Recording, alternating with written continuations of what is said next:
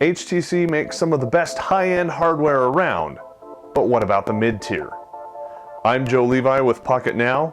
This is the HTC Desire 816 versus the HTC One Mini 2.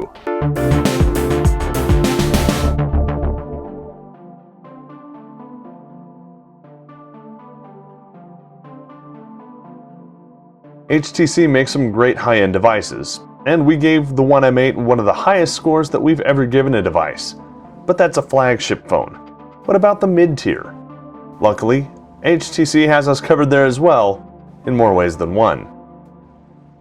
When diving to the middle, HTC had a couple ways it could go to keep the price of the device down. One option was to make the device smaller. The other was to drop the specifications. Or a little bit of both. We already told you what we think of the HTC Desire 816 in our full review, a mid-tier phone with flagship DNA. Similarly, we've already given the HTC One Mini 2 the royal treatment as well, petite luxury for a price. How do these two mid-tier siblings stack up? The first and most obvious difference is size.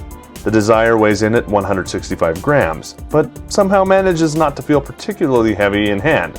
Just big. You'd expect the One Mini 2 to feel smaller. It does, and it doesn't at the same time. The Mini is thicker than the Desire, but it doesn't really feel that way thanks to the gentle curve that hugs your palm. It's the height and the width of the Mini that stand in stark contrast to the Desire. Compared to each other, the Mini lives up to its name. However, with a 4.5-inch screen, the Mini isn't all that mini at all. It's fairly large.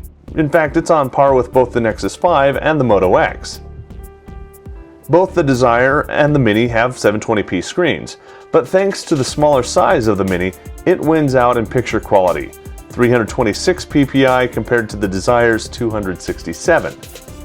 Both have front-firing boom sound speakers that are loud and clear. Both are powered by a modest quad-core Snapdragon 400.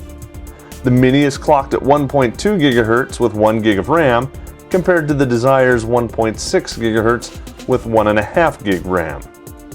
Their cameras are both decent, but not great. They're 13 megapixel shooters that do well in good lighting, but fall short in the shadows. Both are LTE capable, but they both shrug the 5 GHz spectrum and AC support when it comes to Wi-Fi. Other than size, the software both run look almost identical. What it really comes down to is build quality, screen size, and price. There's no doubt the One Mini 2 is better built than the Desire 816. The Mini is solid and has just the right amount of heft to it. The Desire 816 is slippery, squeaky, and attracts more fingerprints than one would imagine could be possible. Although the Desire is clocked a little faster and has more RAM, it seems to respond just a little slower than the Mini. Now, you won't notice the difference in everyday use, but it's there. The screen is really where most of your attention will be focused.